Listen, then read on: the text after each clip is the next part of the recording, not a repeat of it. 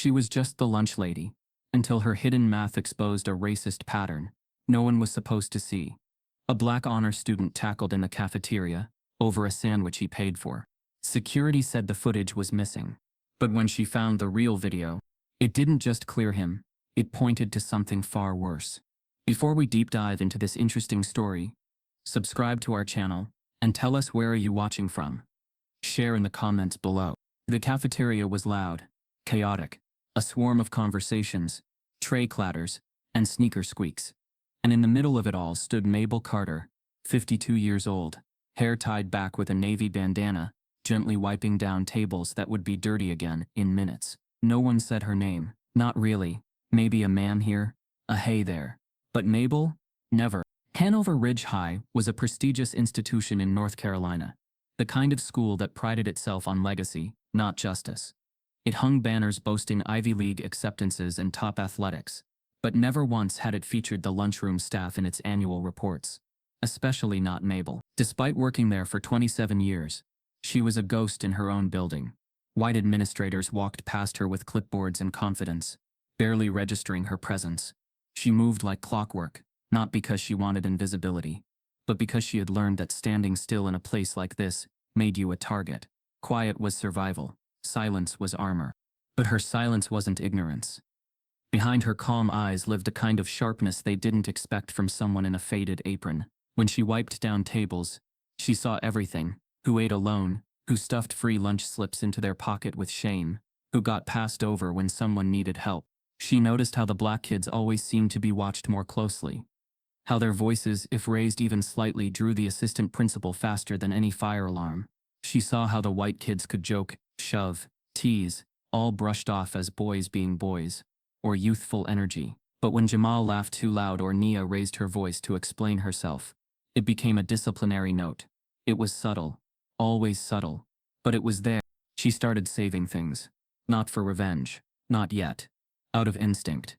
She collected leftover printed rosters accidentally left behind on the lunch line, took mental notes of who got warned for dress code, and who did. Sometimes she'd pocket a discarded receipt or a partially crumpled teacher report left behind by a careless administrator. She kept them in an old shoebox under her kitchen sink. At first it felt pointless, then it began to feel necessary. Her hands moved with quiet rhythm as she wiped down table 3, where the basketball team usually sat, laughing too loud and never cleaning up. She didn't complain, never had. Complaints didn't change systems. They only got you replaced. Mabel, someone called. Not kindly, not cruelly, just like summoning a broom. She looked up. It was Mrs. Crenshaw, the guidance counselor, asking her to clean up spilled milk on the south end. Mabel nodded and moved, not hurrying. Her knees hurt today, every day. When she got there, the mess was still dripping off the edge of the table.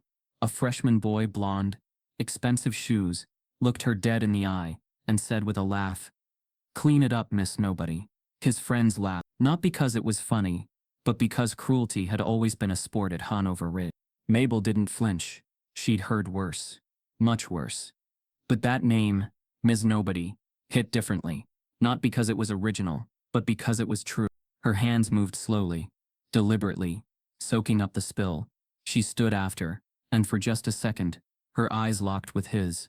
Not anger, not pain, just observation. She turned and walked away without saying a word. Silence was heavier than shouting. He wouldn't understand that. She returned to her dish station where trays piled up. She worked through them as the cafeteria emptied for 5th period. Students filed out, voices fading. The last stragglers, a group of sophomore girls, left behind half-eaten apple slices and an open notebook. Mabel didn't touch it. Notebooks were personal. But she noticed something else. On the corner of Principal Rausch's tray, left at the faculty table, was a crumpled financial sheet, just one page, discarded like a napkin. She didn't know why she looked closer. Maybe it was the highlighted rows. Maybe it was the way the numbers were bolded. The column marked subsidized lunch, outstanding, or maybe it was because the bottom listed only the names of black students. 15 of them, all marked delinquent. Mabel looked around. No one noticed her. No one ever did. She wiped her hands on her apron, then gently folded the sheet and slipped it into her pocket. Her face didn't change. Her pace didn't slow, but in her chest, something stirred. That night she would sit at her kitchen table, in the small apartment she shared with no one. She would unfold that page, press out its wrinkles, and stare at the numbers, like they were a code. She would wonder why no white students were on the list. She would remember how many of those names she had seen, laughing one week, suspended the next. And for the first time in 27 years, Mabel wouldn't just clean up after the mess. As she gathered the last tray, she caught sight of Zaire, a quiet black sophomore being cornered by a security officer near the vending machine. His backpack was being searched. Mabel froze, eyes narrowing. She didn't know why yet. But something about this moment was going to matter. The air inside the cafeteria had become thick, oppressive, as if the room itself was holding its breath. Zaire stood frozen, his arms wrenched awkwardly behind his back, as the silver cuffs clicked into place. The younger security aide still clutched his math notebook, now smeared slightly from the lunchroom floor. Mabel hadn't moved. Her tray still lay at her feet, plastic utensils scattered like debris after a storm. "Zaire?" she breathed, barely audible.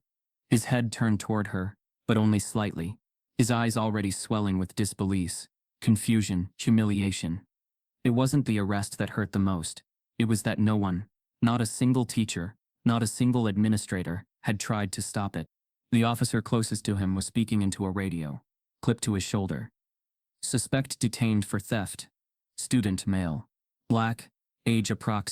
Suspect. Male, black." That's all they needed, Mabel thought. A crowd had formed. Students pressing into each other. Phones out. Recording in silence. They knew how this worked. Make too much noise, and suddenly you're disruptive. Laugh too loud, and you're aggressive. Mabel had watched it happen again and again, but never like this. One teacher, Mr. Kelton, approached slowly. "Let's keep moving to class, everyone," he said with the tone of someone used to commanding rooms. "This doesn't concern you." But it did concern them, and it concerned her. Mabel stepped forward, her shoes sticking slightly to the sticky tile floor. "He didn't do it," she said. Her voice was quiet, yet somehow carried through the room like a bell toll. Heads turned. Even the officer paused, one hand still gripping Zaire's shoulder. "I saw the cameras." That moment was seismic. Not because of the volume, but because it was Mabel, the lunch lady, the woman they passed every day without eye contact. The woman who never spoke unless spoken to. Now she was speaking, and not in defense of her job, but in defense of a black boy in cuffs. The principal, Mr. Rausch, appeared behind the vending machines, breathless. "What's going on here?" Suspect was seen stealing a sandwich. Vending camera caught it. "We've got visual." "No, you don't," Mabel said firmly, locking eyes with him. "I watched the feed. I clean the security lounge every Thursday." He tapped his card. The machine jammed. He didn't steal anything. Rausch's face tightened. A moment of realization flickered across it. She knew more than she should. "Mabel, this isn't really your place to—" "No," she interrupted, louder now. "This is my place. This boy eats here. Every day. Right by that window. I've watched him help the younger kids sort their trays. I've watched him offer his milk to the girls who skip breakfast. I've watched him study math while he chews through chicken nuggets.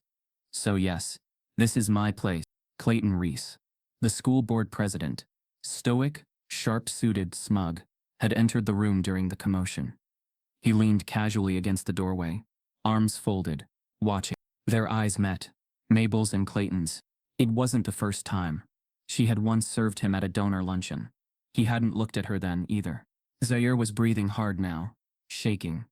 "I didn't take nothing," he said softly. "I didn't." His voice broke. The officer hesitated. He hadn't expected protest, not from a staff member, and certainly not from a lunch lady. Rausch coughed and turned to the security guard. "Let's review the footage before we escalate. Remove the cuffs." "But we were told to detain on site." The officer began. "I said remove them," Rausch barked. The cuffs clinked open. Zaire rubbed his wrists, red and raw. Mabel walked to him and placed a hand on his shoulder. "You all right, baby?" she whispered. He nodded, eyes wide. The boy's dignity had already been bruised beyond repair. But her presence, solid, steady, gave him something to anchor to. Later that evening, Mabel stood outside a modest brick duplex on Fairgrove Street. It was Zaire's grandmother's house, a place she knew from a long-ago community fundraiser. The porch creaked under her feet as she knocked gently. The door opened a sliver. Then why?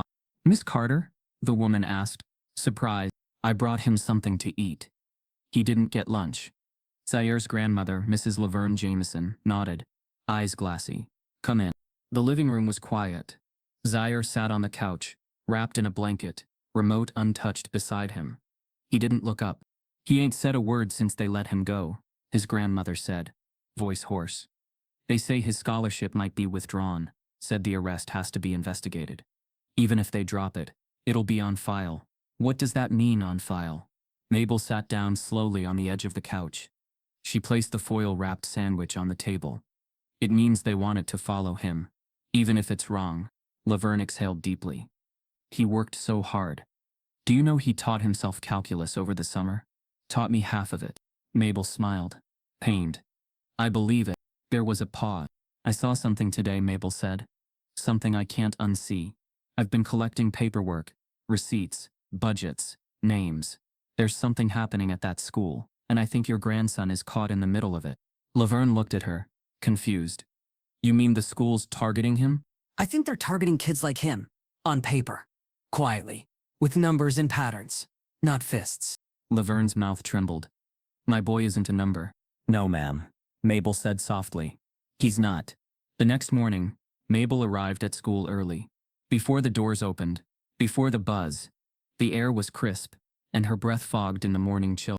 She walked past the cafeteria, past the vending machine, past the scene of yesterday's arrest. No one was around. She reached the administrative office and peered through the glass. Mailroom bins. Stacks of printouts. She glanced around, then slowly, quietly, opened the door, unlocked. No alarms. No cameras here. The office was still asleep. In the back, near the shredder bin, she spotted a gray trash can. Something white stuck out the side. A folder. Misplaced. Forgot. She pulled it free. Its tab read, Zaire Jameson, Academic and Behavioral File. Her stomach dropped. She opened it.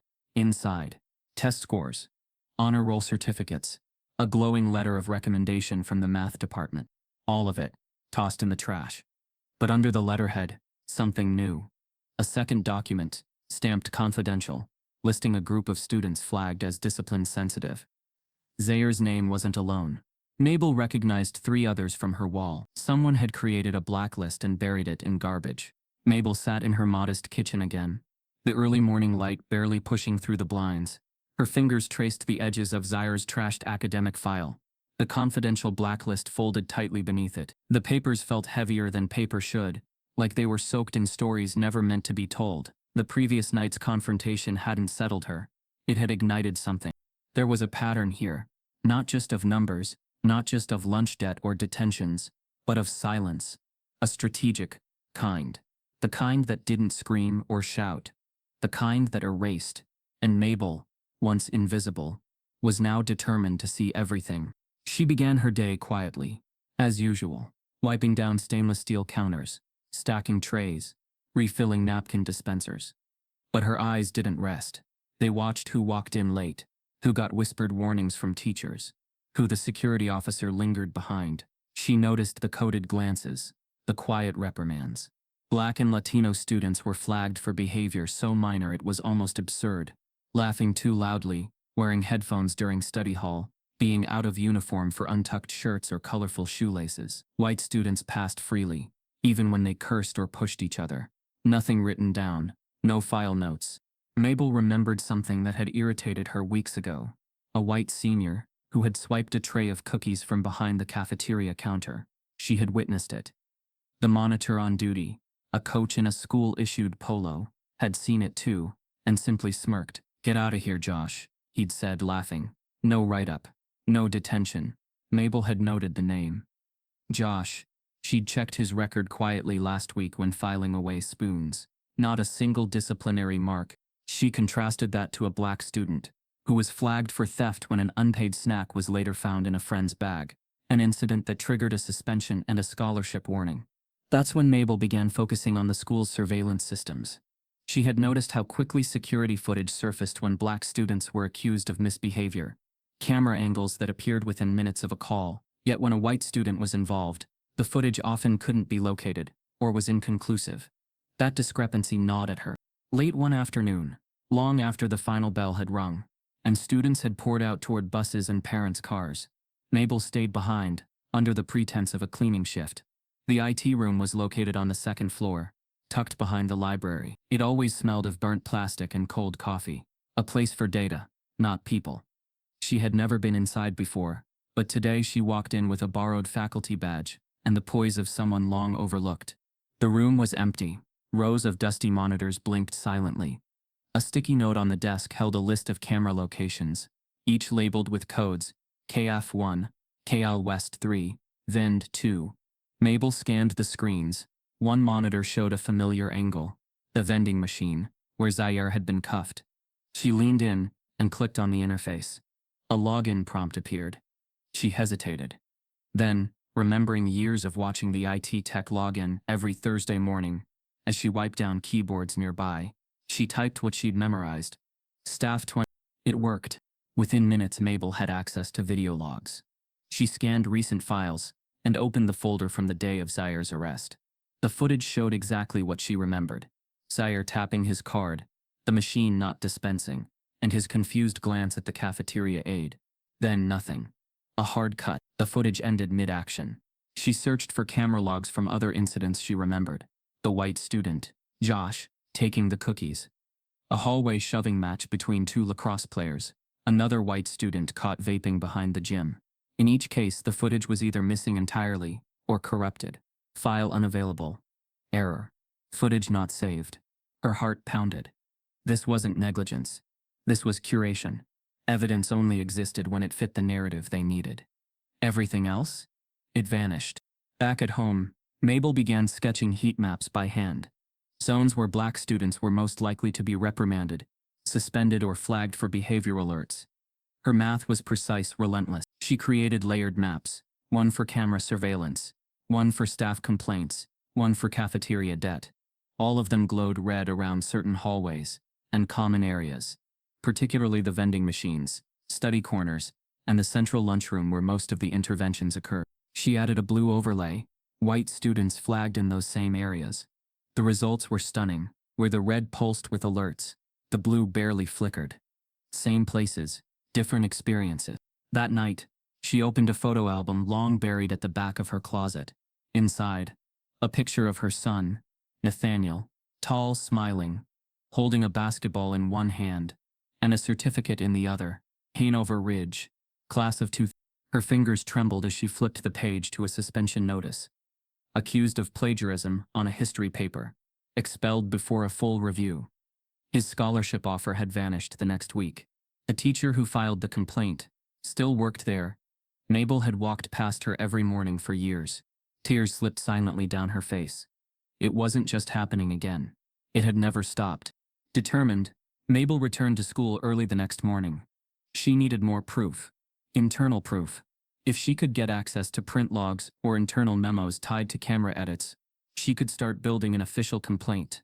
As she passed the main office, she heard the faint hum of a shredder, rhythmic, low, precise. Curious, she slowed her steps and peered through the small glass window in the door. Inside stood Assistant Principal Marla Ingram, tall, brisk, and always buttoned up like the rules she lived by. Ingram was feeding thick stacks of paper into the shredder, one after another. The trash bin beside her was already overflowing with ribboned strips of documents. Mabel's eyes narrowed. On the top of the stack waiting to be shredded, she saw the unmistakable header, Disciplinary Incident Log. She moved closer. Her breath caught. Even from a distance, she could see the names, bolded, alphabetical. They were all black and Latino. Every last one. She watched as Ingram hesitated for a moment, then without a second glance, fed the entire pile through the machine. As Mabel turned away, heart racing, a voice whispered from behind her, quiet, urgent, "You're not the only one watching her." The kitchen at Mabel Carter's small apartment was dimly lit, a single lamp casting yellow light over stacks of papers that stretched across her cramped table. It was nearing midnight, and outside, crickets sang, reminders of a world at rest. But inside, Mabel was wide awake, hovering over printed disciplinary logs, budget sheets, lunch receipts, and emails she'd carefully copied during her shifts. Each one carried silent stories of bias and imbalance. She had taught herself statistics during quiet lunch breaks, armed only with a well-worn community college workbook and a borrowed calculator. She once flirted with dreams of becoming a math teacher. Before life, before poverty, before raising a child on her own, had shut down that path. Her late husband had always believed in her. He called her mind a diamond behind an apron.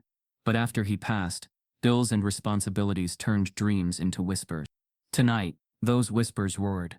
Mabel began by highlighting names and categories: race, lunch debt, amounts, number of detentions, scholarship rejections. She built spreadsheets by hand, transferring figures from one document to another. Her pen slid across yellow legal pads, adding each entry, tallying totals, calculating percentages.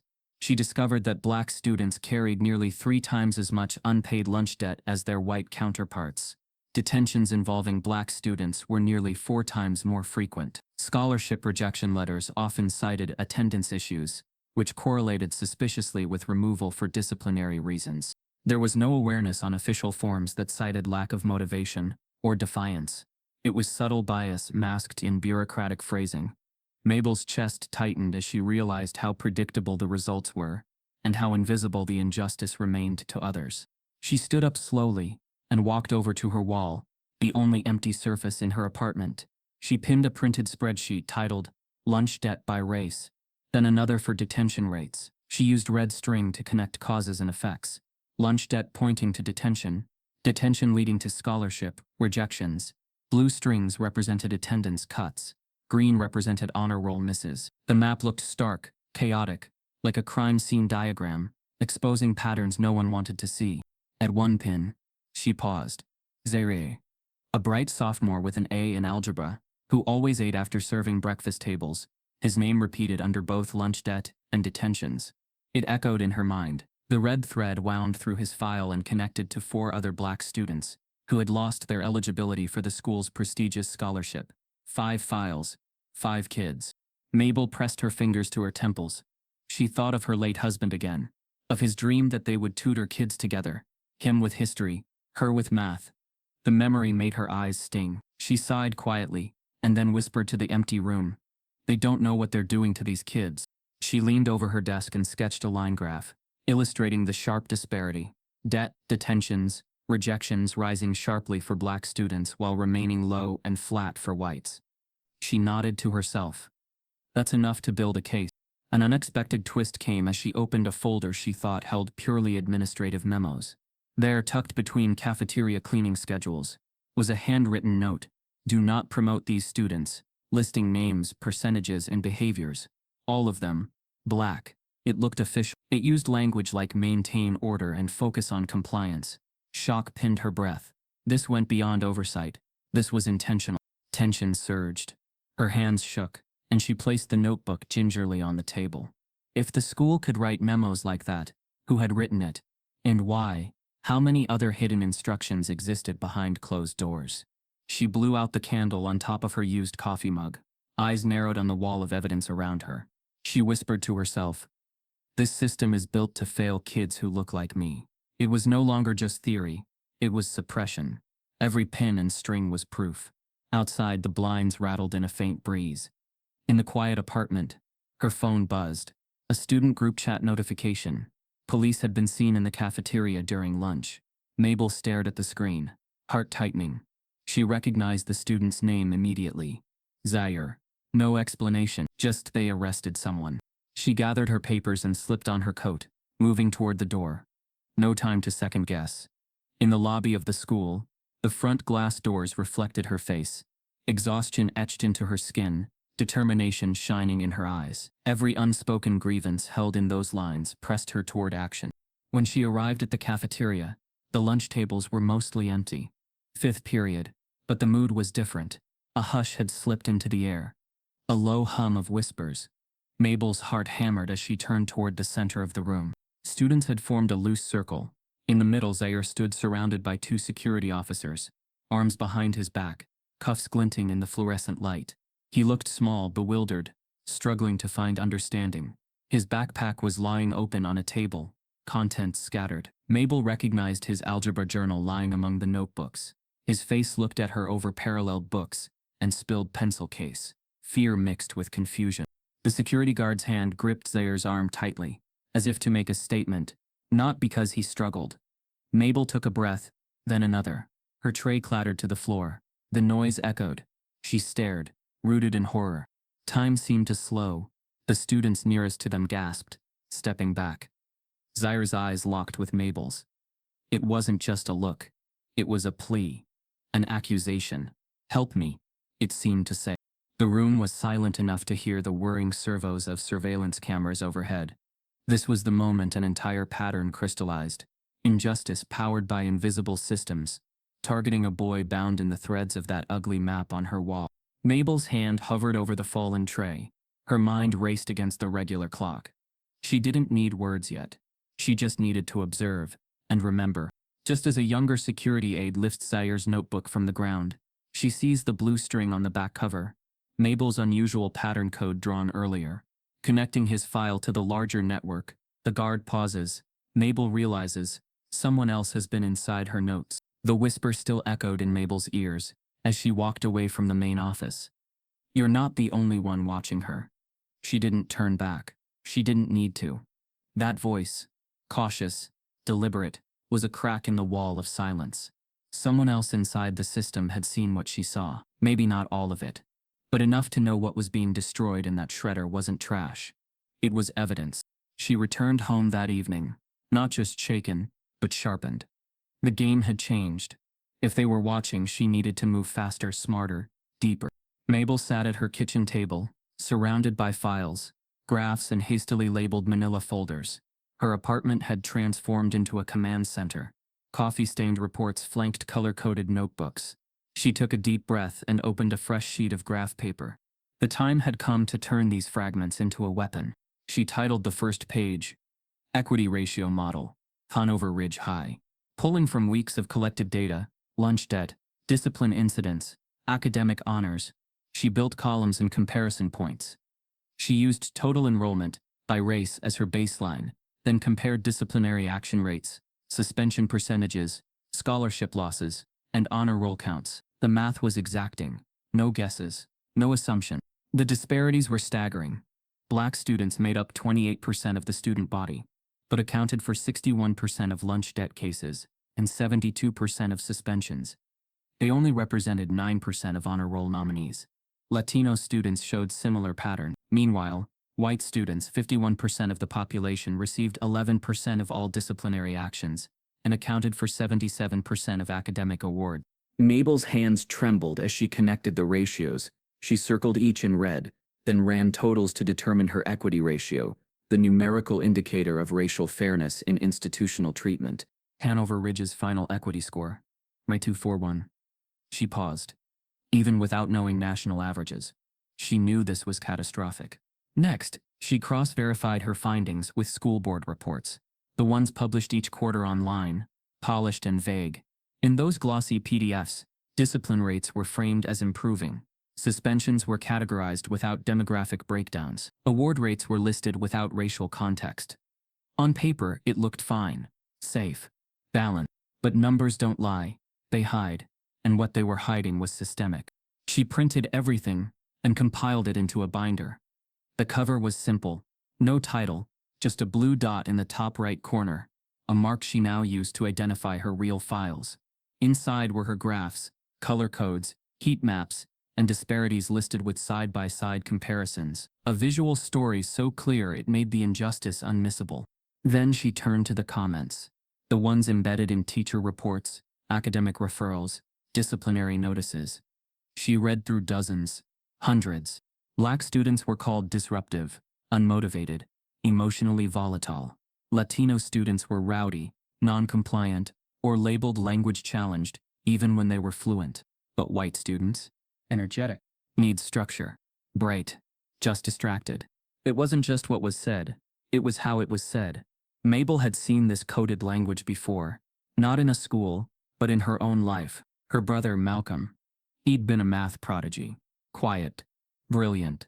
Misunderstood. As kids, she remembered how he could solve problems faster than the teachers could explain them. But teachers didn't like questions from black boys with deep voices. and sharper minds. They said he had an attitude, called him uncooperative. When he was 16, he refused to redo a math assignment he'd already aced, so they suspended him. At 19, he was in jail. Wrong place, wrong time, wrong skin. He died there. Mabel blinked back the memory, the pain bubbling up after years of silence. That was the moment she had tucked her own intelligence away, traded college applications for cafeteria gloves. She had promised herself she wouldn't fight a system that was always bigger. But Zaire had changed that. She refocused, hands moving quickly now. She scanned each teacher comment and tagged them with yellow tabs if they contained bias-coded words. Soon, the files looked like they were bleeding sunlight. After a few hours, Mabel turned to her small laptop. Old, sluggish, but steady. She began copying her entire binder into digital form. Charts, graphs, student cases. She created backups on 3 different USB drives, labeled with aliases, grocery budgets, church recipes, and photo archive.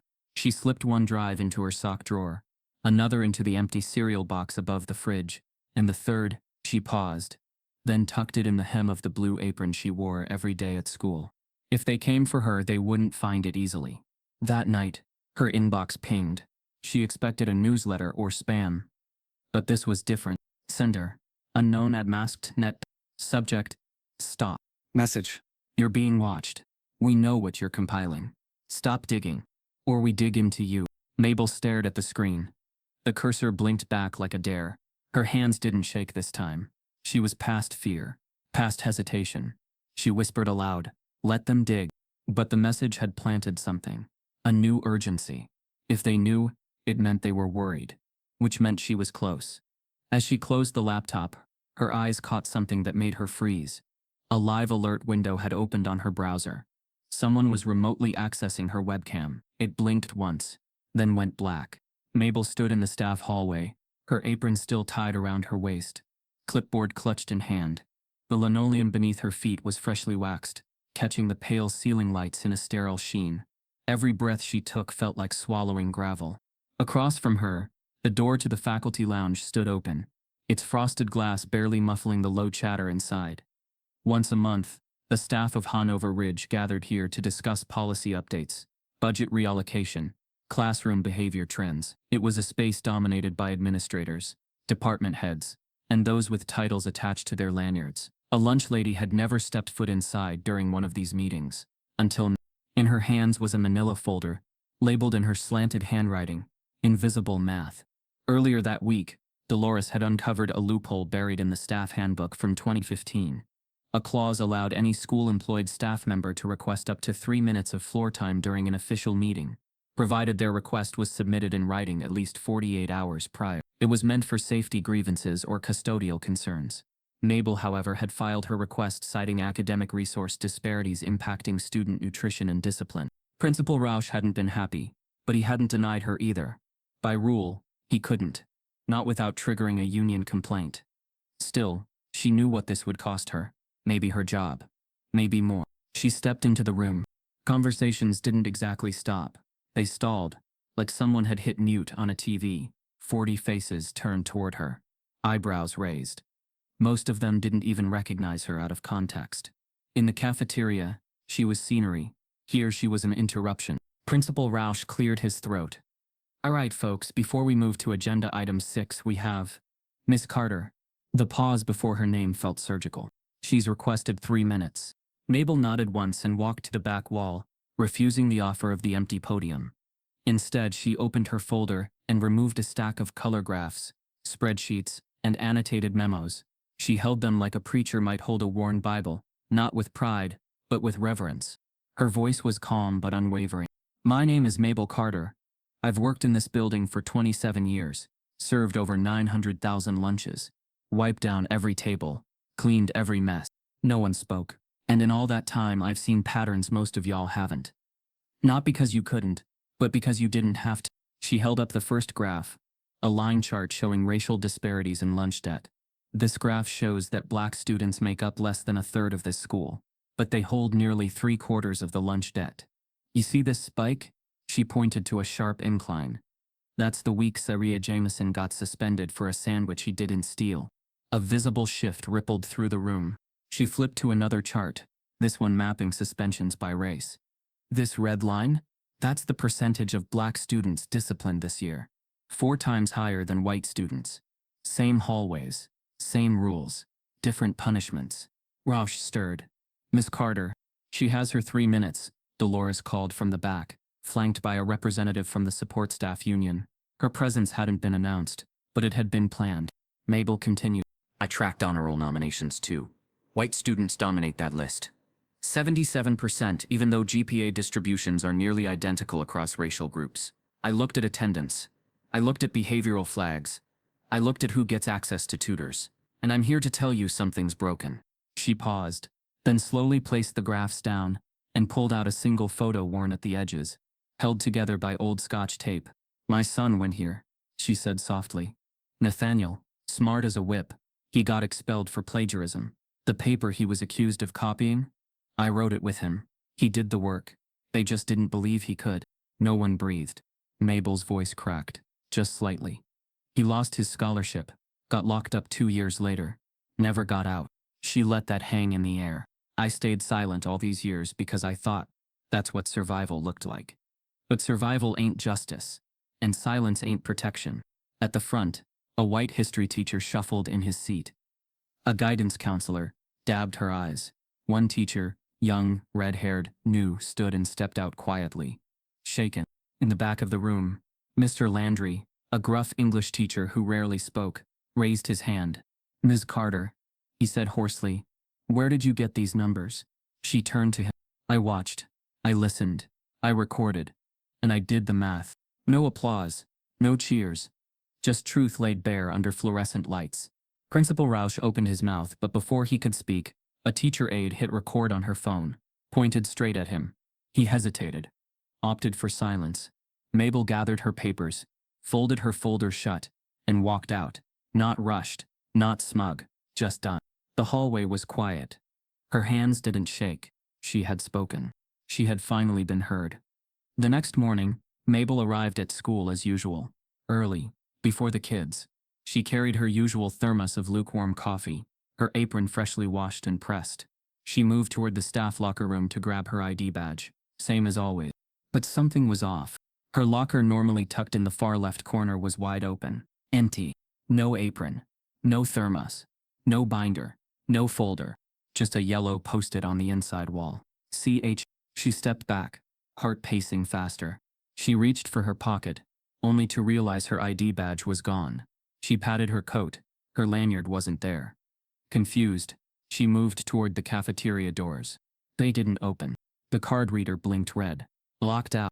She turned to see Rausch at the end of the hallway, flanked by 2 administrators. Their eyes didn't meet hers. They didn't have to. As she stood there stunned, a student burst into the hallway, phone in hand. Miss Carter, you're trending. Someone leaked your speech. It's all over TikTok. Everyone's talking about invisible math.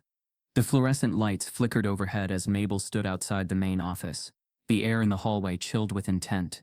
No one had said the word suspended out loud. Not yet. But the absence of her badge, the silence of her coworkers, and the cold stares from admin told her everything. She had become a problem, not a person. The HR director, a thin, pinched woman with a polished tone and hollow sympathy, met her behind closed doors. This isn't disciplinary, she said, pushing a form across the table. It's procedural. Just a precaution while we conduct a review. A review of what? Mabel asked, keeping her voice measured. We've received concerns, the woman replied, not meeting her eyes, that you may have overstepped your role, accessed materials outside your clearance, distributed internal records to unauthorized parties. Mabel folded her hands in her lap. So I'm being reviewed for telling the truth? The woman's smile faltered. Let's not make this adversarial, Miss Carter. It already is. No amount of formality could change what was happening. They were freezing her out, surgically, professionally, and quietly, but Mabel had expected this. Systems don't collapse without shaking the walls, and she'd shaken them hard. When she left the building that day, the sun was high, unforgiving. Her apron felt heavier than usual in her tote bag, though she had no place to wear it now. As she reached the iron fence that enclosed Hanover Ridge, her phone buzzed again, and again. dozens of notifications. She tapped open her inbox, expecting a flood of worried messages from the lunchroom circle. Instead, she saw her own face, a still from the staff meeting, her holding the folder marked invisible math, her mouth mid-sentence, frozen in defiance. Below it, lunch lady exposes racist school data. Watch before it's deleted. The video had leaked. She wasn't surprised. Someone in that room, maybe a teacher, maybe an aide, had recorded it. But what did surprise her was the reaction. By the time she got home, the clip had crossed 300,000 views. By nightfall, it hit 1 million. And then it wasn't just views. It was comments, messages, DMs, students reposting it on TikTok with the hashtag #gone, invisible math, teachers across the country chiming in. This is what we've been afraid to say. Activists sharing screenshots of her graphs, parents demanding answers. Hanover Ridge had spent decades polishing its image. One cafeteria voice had cracked the glass. The next morning, the protests began, not with megaphones or banners, but silence. Inside the cafeteria, every Black and Latino student wore black. They sat in quiet formation, trays untouched, heads down, no talking, no noise, just presence. A cafeteria full of resistance. The admin tried to call it a disruption, tried to redirect them. But the students said nothing. Zaire returned that day. When he stepped through the cafeteria door, a hush fell across the room. Then, slowly, students rose, one by one, and hugged him. No one needed to say why. He wasn't just a symbol now. He was a survivor. She stood for me, he whispered to a classmate. They wanted to erase me. She made them. Outside, Mabel stood behind the fence, a block away, watching the moment unfold through the gaps in the chain link. She couldn't be there, not officially, but she was everywhere and students had printed her face onto buttons. Her quote, "Survival ain't justice," was written in black Sharpie across cafeteria walls. Someone had even placed a single blue dot, like the one from her folders on the entrance sign to the school. She wasn't invisible anymore. Parents began arriving later that week, not with cupcakes and pep rally signs, but with demands. Meetings with the board, record requests, questions about scholarships, questions about discipline patterns, questions the school wasn't ready for. In retaliation, the district launched a PR campaign. Emails were sent to staff calling Mabel a disgruntled employee with a history of instability. Letters were slipped into mailboxes suggesting her data had been misinterpreted and taken out of context. News articles quietly quoted unnamed officials describing her as emotional, obsessive, and mentally exhausted. They weren't just trying to discredit her work. They were trying to break the story by breaking her. Mabel read each article in silence. She didn't cry. She didn't scream. She simply sat, pencil in hand, circling every word that had been used against her. Disruptive, unstable, overreacting. She recognized them all. She'd seen them on student files. Heard them whispered about children with loud questions and dark skin. They weren't descriptions, they were erasers. One night, as she boiled water for tea, there was a knock at her door. She opened it cautiously, heart slowing. It was Dolores. "I have something for you," the secretary said, slipping her an envelope. Inside was a copy of a complaint submitted to HR. Not against Mabel, but against Principal Rausch, filed anonymously by a staff member, accusing him of deliberately suppressing suspension records of white students for board reviews. "It's beginning," Dolores whispered. "They tried to isolate you, but they forgot we're watching too." Mabel didn't speak. She didn't need to. She was no longer alone. But the system wasn't done with her yet. 2 days later, an official envelope arrived at her doorstep. It bore the school district's legal seal. Inside was a court summons. The school board was suing Mabel Carter for data theft, breach of confidentiality, and defamation. Her heart sank. They weren't just threatening her job now. They wanted her silenced, legally. As she set the papers down, her phone rang. An unknown number. When she answered, a trembling voice whispered, "I have the footage. The real footage of Zaire. They never erased it. Meet me tonight." Mabel didn't sleep the night her webcam blinked and died.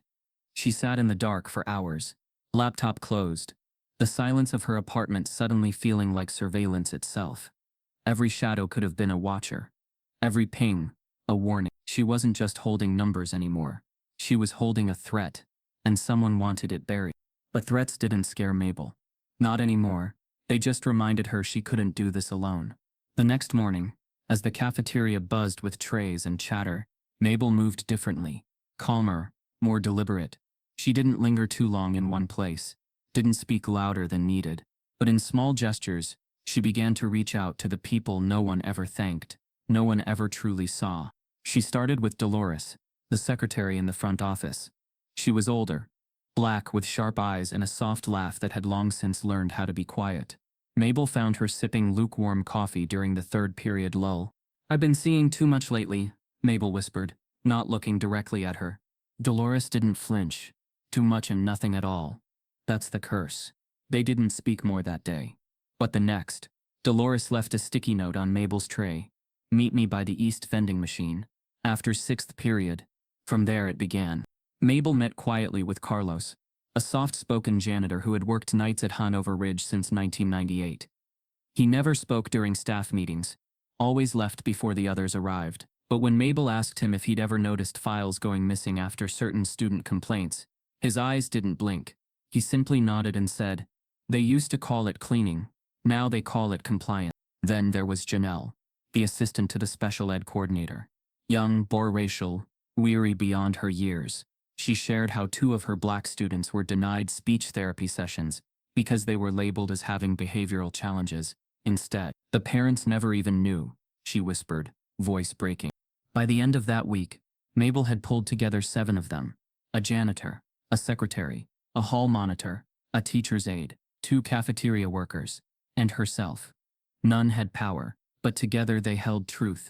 They began to meet in the far corner of the kitchen. After hours, when the school had gone quiet and the leftover cornbread hadn't been tossed yet. They called it the lunchroom circle, a name that began as a joke and quickly turned sacred. Each brought something different. Dolores had old admin memos. Carlos had a mental map of which offices held what documents. And when they were discarded, Janelle brought denied IEP records and altered testing scores. Mabel, of course, had the data. But what really connected them wasn't the files. It was the wounds. One night, as the group sat around a cracked table with plastic forks and whispered truths, Mr. Wallace, the elderly custodian who barely spoke, cleared his throat. His voice was gravel, like it hadn't been used in years. "My boy. He got expelled here." The table fell silent. Said he cheated on a trig exam. Said the work was too advanced for a kid like him. Principal told me right to my face. He probably copied off a white girl. Mabel felt a sting behind her eyes. He'd been doing equations since he was 11, Wallace continued. Could do them backwards, but they saw his face, not his answers. And they put him out. He looked up.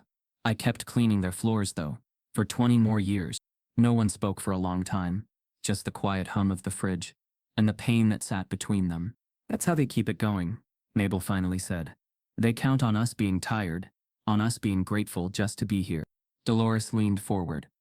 "They count on us being quiet." And then they all nodded. That night, they laid out their stories. Janelle detailed a student whose record had been edited after her father complained about racial targeting.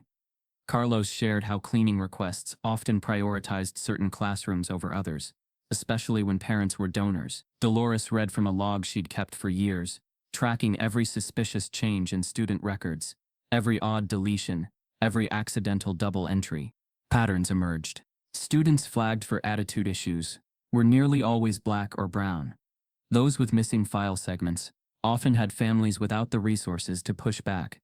And disciplinary records seemed to disappear right before school board reviews or academic award nominations. It wasn't just bias, it was management.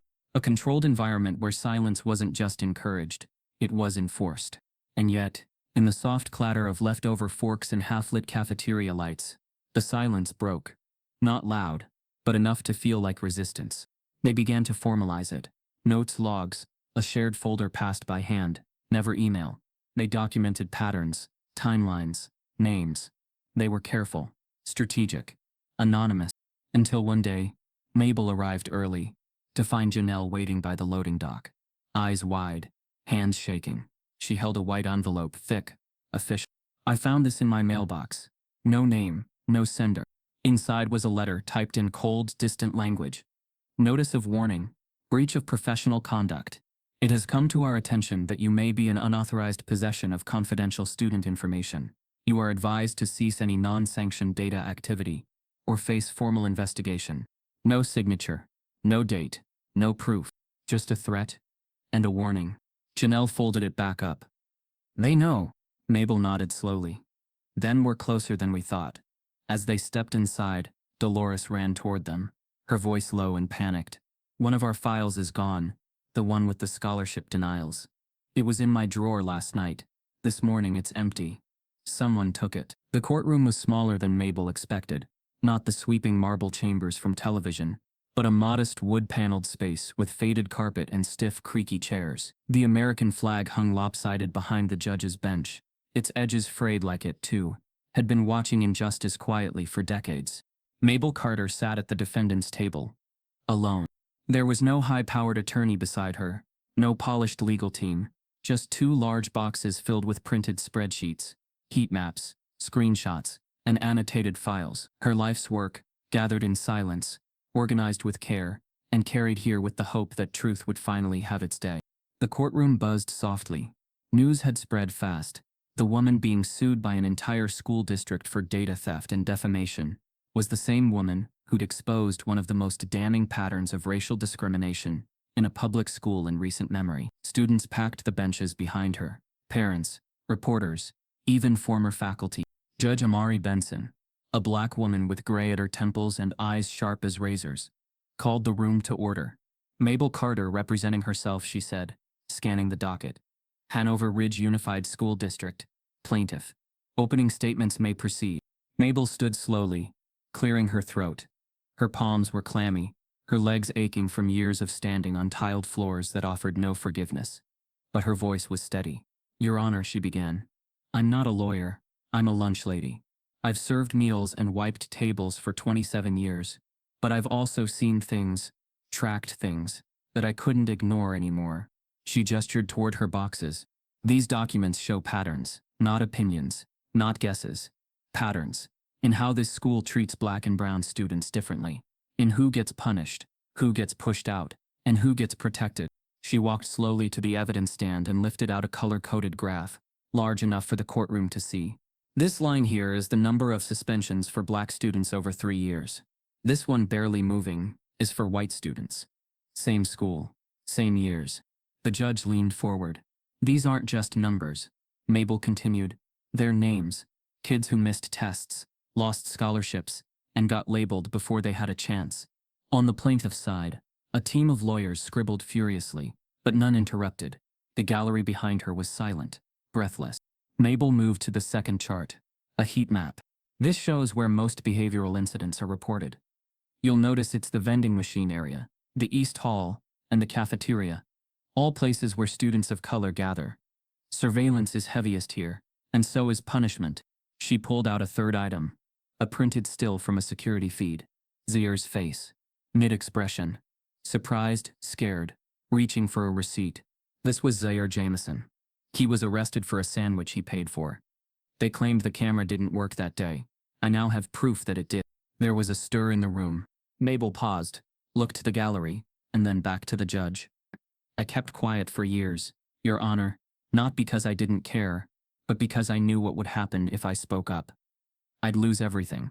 But then I realized if I didn't speak, they'd keep taking everything from our kids instead. Her voice trembled. My son went to that school. He was accused of cheating and expelled. He never got his scholarship. He died in jail. I have to believe that if someone had stood up for him, he might still be alive. The judge nodded solemnly. Thank you, Miss Carter. The district's lawyers took their turn, leaning heavily into procedural arguments. Mabel had accessed restricted data, violated confidentiality, disrupted the workplace. They painted her as reckless, untrained, and emotionally unfit. But the courtroom didn't lean in when they spoke. They leaned in for her. Then came the witnesses. First was Mr. Landry, the English teacher who had left the meeting early. He took the stand reluctantly, but firmly. I saw what she showed us, and I've known it for years, he said. We've all seen it. We just didn't say anything. We were afraid, but fear doesn't make you right. It makes you complicit. Mabel met his eyes. He nodded, quietly. Next was the twist no one expected.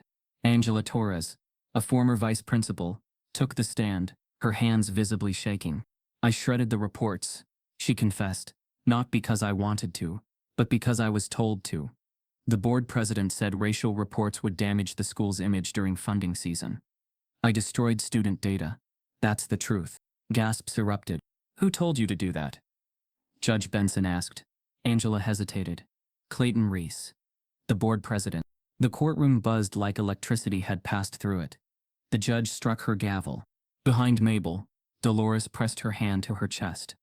Reese, seated stiffly in the gallery, stood and walked out without a word. The weight of it all settled like thunder. A trusted administrator had confessed, not just to erasure, but to systemic suppression ordered from the top.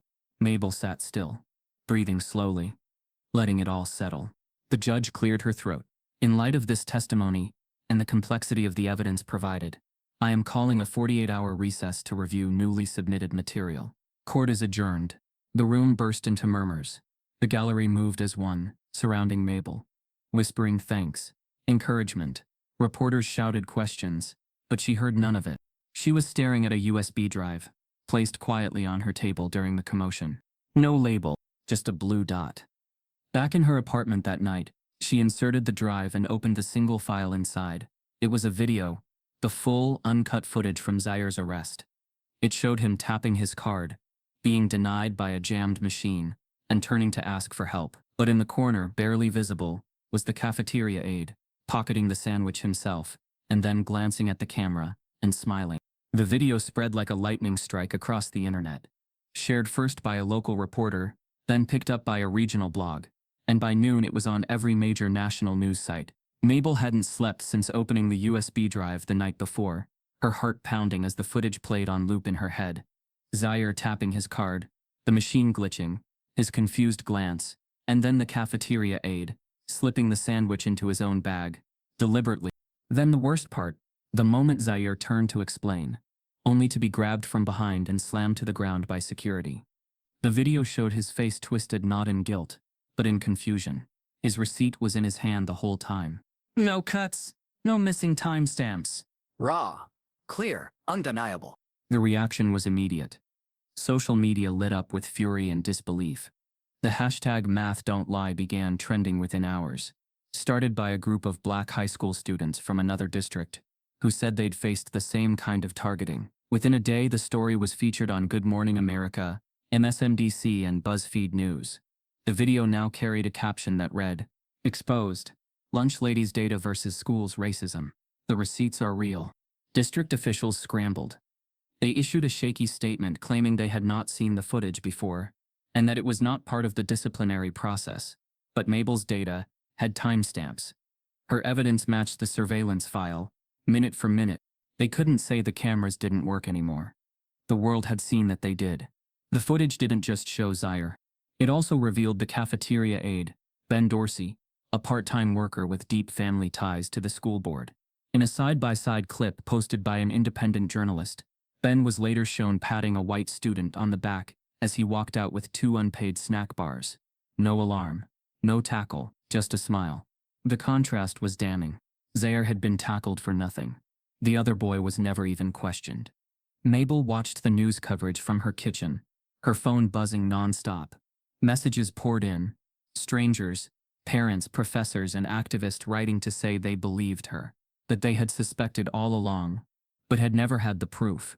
She received over 200 emails in a single day. Among them was a short message with a subject line that simply read, "You taught the world what math can do." The sender? A professor of statistics from Harrison University, the state's most prestigious school. The message ended with, "We would be honored to offer you an honorary degree in applied mathematics and data ethics. Your work has already surpassed the requirements." Mabel's hands trembled as she read it. A lunch lady. Honorary degree. Not because of where she studied, but because of what she dared to study when no one thought she could. Outside Hanover Ridge, students now staged daily walkouts. They wore blue dots on their shirts and taped their mouths shut in protest. They weren't just defending Zaire, they were standing for the ones who never got their moment. The kids arrayed in silence. Zaire became a quiet beacon among them. He never boasted. He didn't lead chants. But when reporters came, he spoke with calm clarity. "I didn't get justice," he said once, "because someone powerful changed their mind. I got justice because a woman without power used the truth like math. Exact, undeniable, and strong enough to balance the scale." When asked what he wanted next, he responded with something no one expected. He had just received a full scholarship from 3 different universities, all offering early acceptance, but he wasn't accepting any of them. "Not yet. I'm not walking into anyone's classroom until Miss Carter is back in hers," he said. "Not until the person who defended me is standing where she belongs, teaching this school how to see what it ignored." That clip went viral too. Students chanted it during lunch periods. Protest signs appeared at board meetings. "No justice. No lunch. Reinstate Carter, or we starve the silence." Zaire said so. The district, now publicly flailing, tried to redirect. They offered Mabel a settlement. Quietly. A sum of money to go away. She didn't respond. She wasn't doing this for payout. She was doing it for permanence. That night, as she sat by her window watching dusk fall, a knock came at her door. She opened it to find a sharply dressed woman with a briefcase and a press badge. "Miss Carter," she said, "I'm with 60. The world wants to hear everything, starting with how you did the math." The interview with 60 Minutes aired on a Sunday night. Prime time, right after the local news. Mabel sat curled in her modest armchair, legs folded under her, the volume barely above a whisper. She watched herself speak on national television. Gray apron faded, hands folded in her lap, eyes steady. "I didn't want to be a hero," she said on screen. "I just didn't want to bury another kid before they had a chance." The world listened, and the world responded. Within 48 hours, Mabel Carter became a household name. Her story headlined news segments across the country.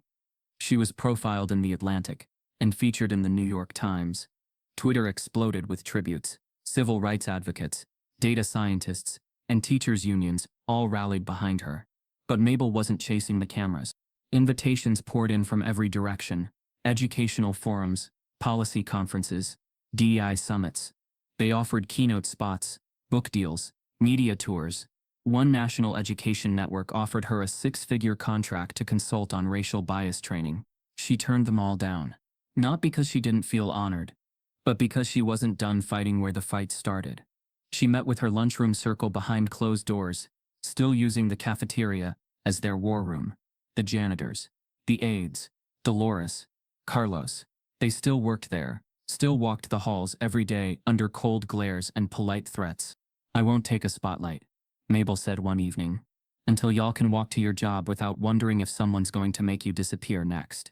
That was the line she repeated to every journalist who called, every producer, every senator. "Until the people who fed the truth with me are safe, I'm not leaving the table." Slowly, things began to shift. Hanover Ridge, now under the scrutiny of state auditors and national press, announced it would implement racial equity realignment programs. But Mabel didn't trust soft language, so she offered them something sharper. She presented her equity ratio model, the same statistical blueprint that had shaken the courtroom, to a task force of state education officials. They adopted it within a month. By spring, her model had become policy in 31 schools across the state. It was renamed the Carter Index, and schools began using it to review disciplinary trends, scholarship decisions, and honor roll nominations by race and income. It exposed years of hidden bias in systems designed to look neutral. That's when the dominoes really fell. The mounting pressure finally cracked Clayton Reese, the school board president who had once leaned smugly against doorways during Mabel's speeches. He resigned quietly, but Mabel's team leaked internal board emails that revealed a trail of suppression orders tied to racial data, some dating back over a decade. One message in particular made headlines: "We cannot risk race becoming the story. Adjust the language. Remove identifiers. Keep it clean." Clean. That word dug at Mabel like a thorn. It wasn't about cleanliness. It was about erasure. She stood at a podium weeks later, testifying at a legislative hearing. "They didn't want the school to look messy," she said, voice calm but cutting. "But messy was the truth. And if the truth's messy, then let it spill." In the middle of the public attention, Mabel took a quiet detour. No reporters. No fanfare. She drove alone, out past the old highway, to the cemetery where her husband Robert Carter was buried. The wind was crisp, but the sun shone. She knelt beside his headstone, knees pressing into the damp grass. "You were right," she whispered. "I had more to give." She placed her folder marked invisible math beside the stone, letting the wind flutter the corners. She smiled, not wide, but full. I didn't get to teach in a classroom, she said, voice catching. But I taught them something they couldn't ignore. That night, back in her apartment, Mabel sorted through the day's mail with absent-minded routine. Bills, postcards, a letter from Zaire, handwritten, with a photo of him standing in front of a university banner. His caption, "I said I wouldn't go until you were back. I lied. Because you're already here with me." She placed the letter gently on the table, then paused. At the bottom of the mail pile was a large envelope, unmarked. She opened it carefully.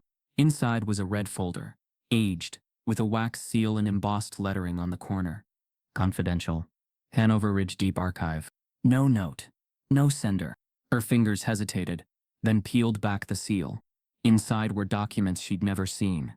Sealed transcripts, faculty evaluations, board memos never made public. The dates went back 20 years. Some of them predated even her earliest data. One paper stopped her cold. It was a disciplinary memo, filed under her son's name. Except, it wasn't the final version. It was the original, the one that cleared him. He hadn't cheated. The teacher had admitted the assignment was misfiled. The board had seen the correction, but they'd still expelled him. Her breath caught. The grief rushed back in a new shape, sharper now. Not just loss but betrayal. They knew. They had known. They buried his future with a lie. And no one said a word. As her tears hit the page, her phone buzzed again. This time it wasn't media or fan mail. It was an unknown number with a text that read, "You don't know me, but I worked in admin. That archive isn't the end. There's a basement. And what's down there makes everything you've found look small." Mabel stared at the message on her screen, her pulse steady but slow, like a metronome ticking before a storm. "There's a basement, and what's down there makes everything you've found look small." She reread it twice. Then a third time. The phone didn't buzz again. No follow-up. No name. But the red folder sitting open on her table confirmed one thing. Whoever sent the text knew the truth. The documents inside were surgical in their detail. Internal audits, memos, and annotated reports covering nearly 3 decades of racial bias. They weren't just statistical trends. They were instructions, policy drafts, revisions that had been deliberately manipulated to conceal discrimination.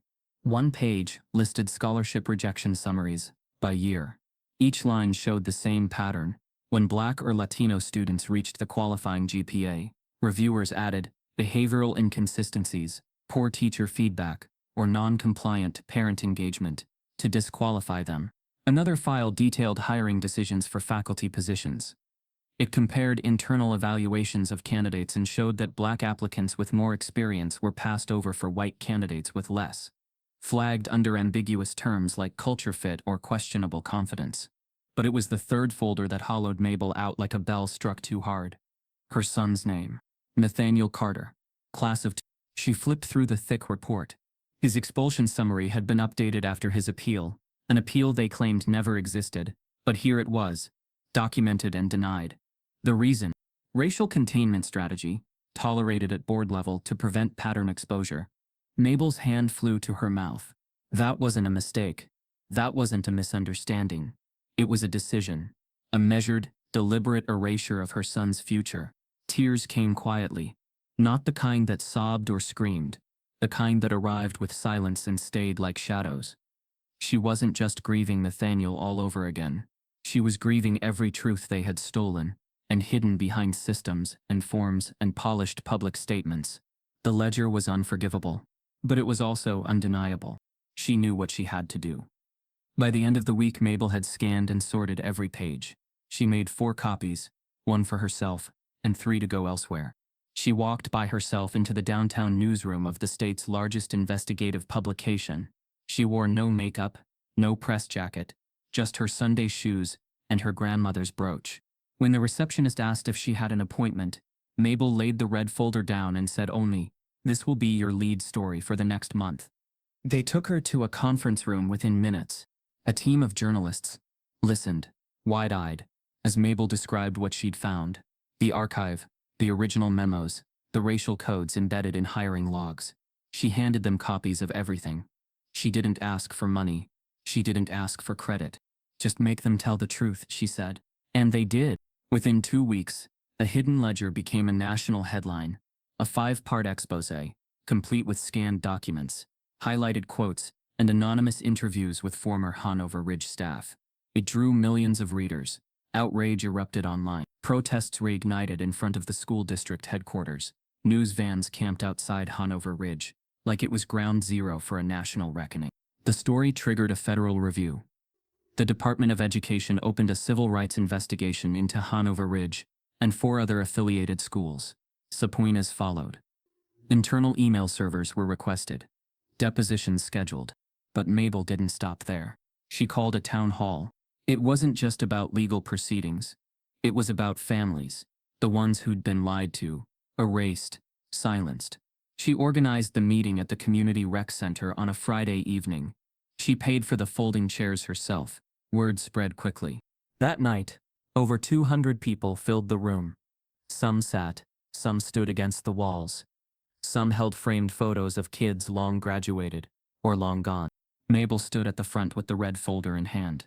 She didn't start with facts or graphs. He started with a story. My son was expelled for something he didn't do, she said. And they knew it.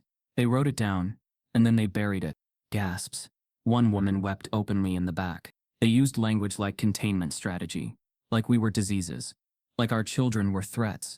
And I don't care how many awards this district has. That is evil. Her voice rose, not with rage, but with certainty. I kept these records. I brought them here, because I want every one of you to see that the math wasn't broken. The people were. She walked to a table where copies of key documents were laid out. She let the families read them. She answered questions. She hugged mothers. She cried with fathers. I thought I was alone, one man whispered. They told me my daughter was suspended for attitude. That word's right here. We were never alone, Mabel replied. They just wanted us to feel that way. The town hall turned into a movement. Parents began filing formal complaints. A local coalition formed to audit all public school practices across the county. Teachers started resigning, quietly, some ashamed, others afraid. The board could no longer hide behind bureaucracy. Mabel had cracked the ledger, and now, the people were reading it. The next morning, Mabel stepped out of the rec center carrying the last of the materials, when a voice called out behind her. Miss Carter? She turned. A young black woman in a sleek navy pantsuit approached, confidence in her walk and conviction in her eyes. My name is Ayanna Brooks.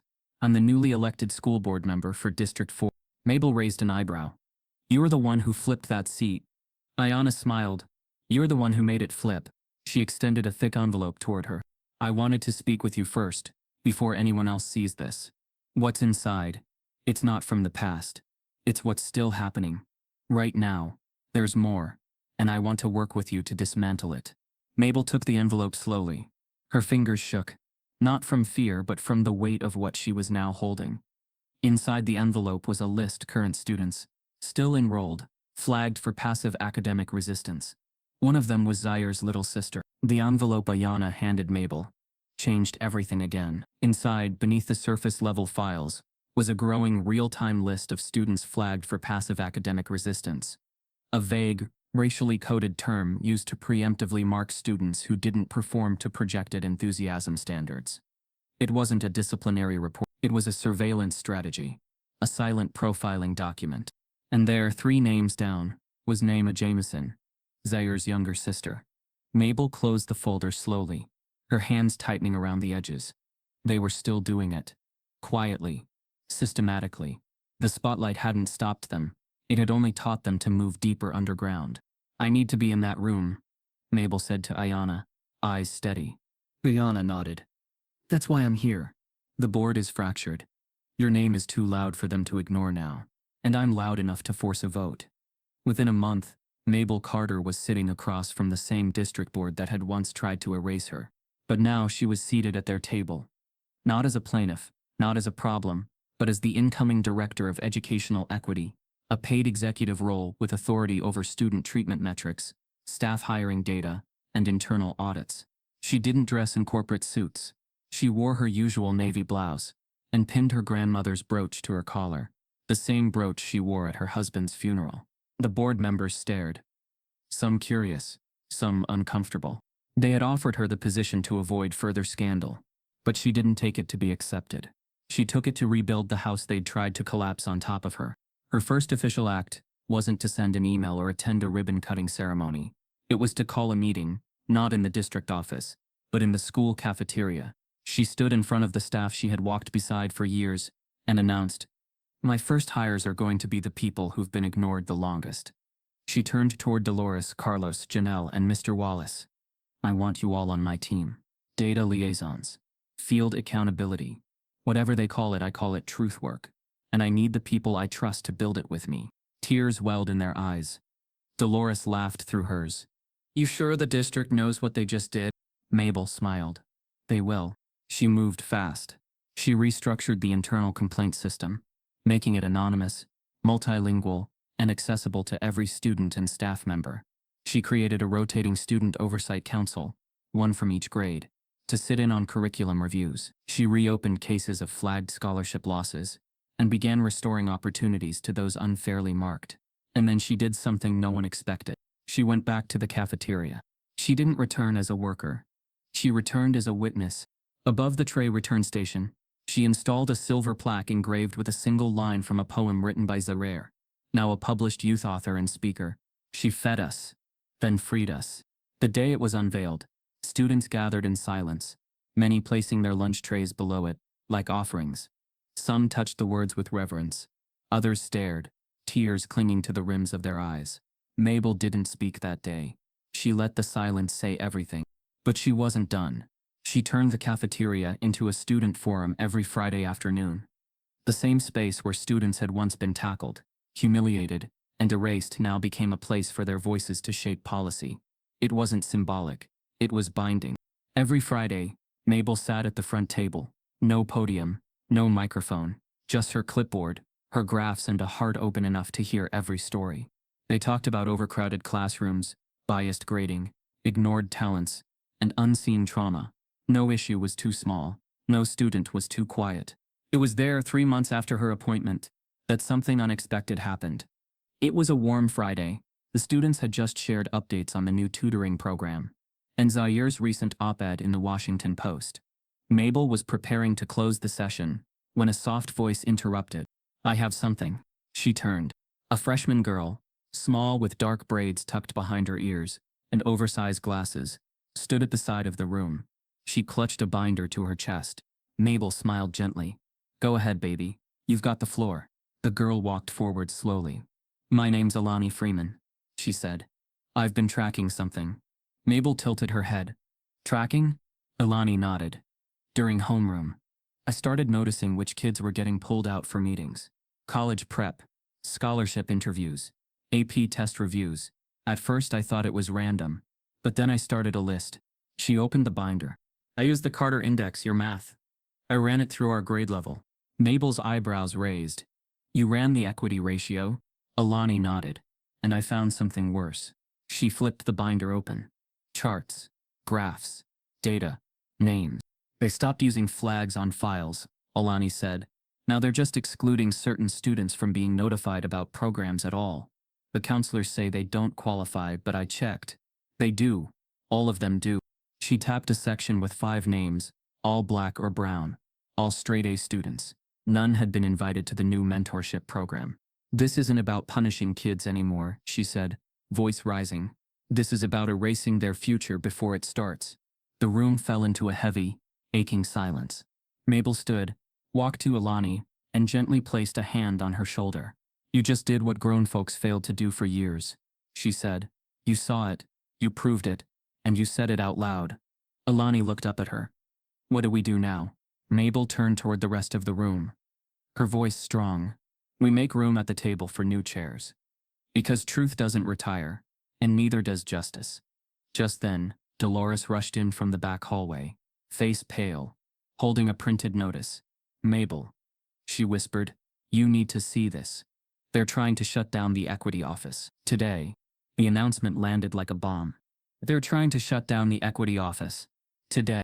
Dolores's voice cracked with urgency as she clutched the printed memo, fresh from a leaked internal email. The document was stamped in red. "Proposed consolidation of non-essential oversight programs. Effective immediately. The language was slick, strategic. It didn't say shut down. It said streamline. It didn't mention names, but it didn't have to. Everyone knew what the non-essential was. Mabel took the paper, eyes scanning quickly. The directive came from the interim superintendent, someone brought in to stabilize community tensions. In truth, he had been hand-picked by board members loyal to the old ways. The moment Mabel started rebuilding, they began plotting the demolition. "We've got hours," Dolores whispered. "Maybe less." Mabel didn't panic. She gathered her bag, stood before the student forum, and raised her voice. "I need every one of you to meet me in room 104 now. Bring your notes. Bring your numbers. We're not closing this door. We're building a bigger one." The students moved fast, quiet, controlled, like they had already learned how revolutions begin.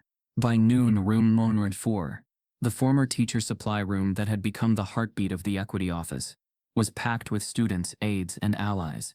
Alani, Zaire, even shy Naima sat cross-legged near the front. Mabel stood at the whiteboard, drawing out a plan as if it were a blueprint for a school that never learned how to lie. "We're not just protecting an office," she said. "We're building a tool they can't shut down." She assigned roles. One team to digitize every case file, another to back up the data to cloud servers, and a third to design a public-facing dashboard that visualized the impact of their work.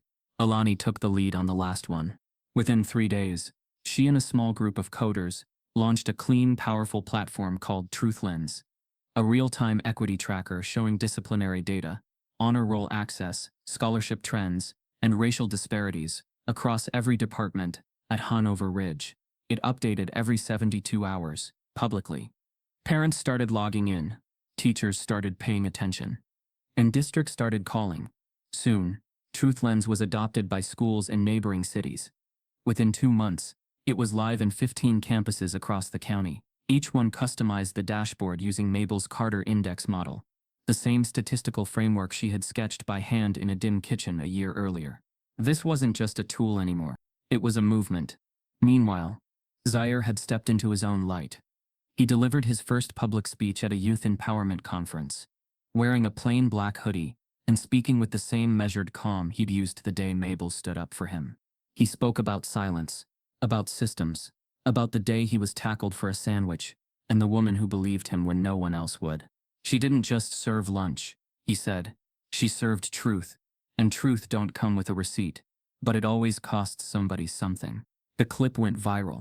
A TED Talk followed, filmed inside the newly renamed Mabel Carter Equity Commons, the same cafeteria where the movement began. Zaire's voice echoed through speakers around the world. "If you want to measure justice," he said, "don't look at the headlines. Look at who's missing from the honors list, who's absent from the scholarship banquet, who got suspended over a misunderstanding and never came back." His final slide showed Mabel's face. She did the math. Now we're multiplying. The emotional resonance hit hardest during a quiet Tuesday afternoon when Mabel returned to the rec center for a parent meeting. She had just finished answering questions when a woman in her 30s stepped forward, trembling, clutching a school folder like it was an urn. "My daughter was on that list," the woman whispered. "The one you found in the basement. I didn't even know until your tracker went live." Mabel opened her arms slowly, instinctively. The woman leaned in, sobbing. "You saved her life," she whispered, without even knowing her. Mabel held her tight. All the years she spent being overlooked, cleaning spilled milk, ignored in hallways, ridiculed by staff, collapsed into that embrace. And none of it was wasted. She had not just exposed a system, she had altered it. Weeks later, Mabel sat alone in the same corner of the cafeteria where she used to scrape trays. Now, the walls around her held quotes from students, framed photographs of protests, and graphs painted like murals. She looked out the window. Students laughed outside. A new generation, unaware of how close their futures had come to being filed away like so many others. Her phone buzzed. An email. Subject line: National Equity Coalition. Invitation to partner. She opened it. "Dear Ms. Carter, your Carter Index and TruthLens dashboard have reshaped how districts around the country understand bias. We would like to formally invite you to serve as a national advisor on racial equity strategy for U.S. public schools. This would be a full-time role, with national oversight, and the ability to scale your model to every state. The board believes your work should define the future of education equity policy nationwide." Mabel stared at the screen. A lunch lady asked to help guide the future of American education. She didn't smile. She nodded. Her math had always been about subtraction, of dignity, of opportunity, of justice. But now it was about addition, multiplying voices, dividing power, and building formulas that no one could erase. As she drafted her reply, a new alert popped onto her screen. A local news story breaking live. The headline read, "Whistleblower claims Carter model being misused by private charter network to profile students." The shoes were new, modest, clean-lined black heels with a soft cushion inside. Mabel had never been one for show, but today required something different, something that marked the moment without needing to shout. She'd spent most of her adult life in non-slip sneakers and worn-out soles, moving unseen through fluorescent-lit corridors. But this morning she walked the halls with the quiet command of a woman whose name had finally broken through the silence. The walls of Hanover Ridge were different now. The trophies still gleamed. The lockers still clanged open and shut with the rhythm of teenage chaos. But the atmosphere had shifted. She could feel it in the way students looked her in the eye. Not out of pity, not out of curiosity, but respect. She rounded the corner to the cafeteria, her steps echoing in the freshly polished hallway. There above the double doors was the new sign, white gold letters carved into rich mahogany, the Mabel Carter Equity Commons. The ribbon-cutting ceremony had happened 2 weeks earlier, with cameras and dignitaries and local press, but the moment didn't feel real until today, until she was alone with the space, walking into the same room where she'd once wiped up spilled milk from floors nobody bothered to clean themselves. Now, this room was more than a cafeteria. It was a forum, a sanctuary, a living archive of truth. Around the walls hung framed photographs of student activists, quotes from Zaire's TED Talk, and a timeline mural tracing the journey from silence to structural change. In the back corner, near the vending machines, where Zaire had once been tackled, there was a plaque that simply read, "This is where math made them see." The metal caught the sunlight just right. Mabel walked in slowly, her heels clicking like punctuation on a story long overdue. The lunch line bustled behind the new counter, where younger staff worked in coordinated rhythm. They served fresh fruit now, expanded vegetarian options, and meals based on surveys students helped design. They called it justice through nourishment, a phrase Zaire had coined. Behind the counter, a young woman, maybe 22, soft curls pulled back, gloves snapping into place, caught sight of Mabel and paused. She walked toward her slowly, a tray still in hand, her eyes wide with admiration. "Ms. Carter?" she said, almost shy. Mabel nodded, gently. "I'm the new lunch lead," she said, smiling nervously. I just wanted to say, you're the reason I applied here." Mabel tilted her head. "I'm glad you did." The young woman looked down for a moment, then back up. "Can I ask you something?" "Of course. Why didn't you give up?" The question landed like a hush. Mabel looked around at the tables now used for student forums, at the banner above the kitchen that read, "We see you, we serve you, we stand with you." She exhaled, slow and deliberate. "Because silence feeds systems," she said, "and I was never just feeding kids." The girl swallowed, blinking fast. "Thank you," she whispered, "for everything." Mabel touched her arm softly, then turned back toward the hallway, her walk slow and full.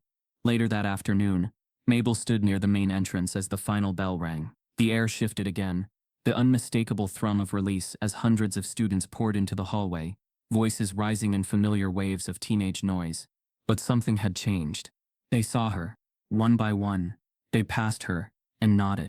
Not with fear, not with performative politeness, but with truth. A head nod from the cornerback, who once told his mother school wasn't for him.